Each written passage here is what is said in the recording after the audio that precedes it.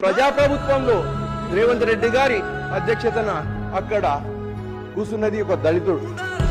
అక్కడ కూర్చుంది ఒక దళితుడు కాబట్టి దొరగా కూర్చోవడానికి ఇష్టపడతలేడు.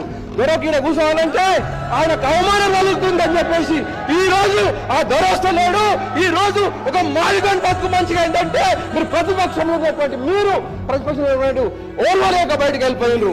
ఈ విషయమైనా మీరు అర్థం చేసుకోండి. ఒక మాదిగా బిడ్డ సభాధ్యక్షుడు అయినందువల్ల ఈ రోజు ఆ దొర ఈ రోజు రాలేకపోతున్నాడు, అవమానం చేస్తున్నాడు.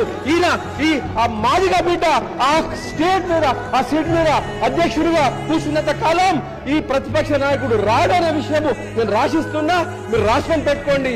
కేసీఆర్ గారు మన ప్రతిపక్ష నాయకుడుగా రాడు.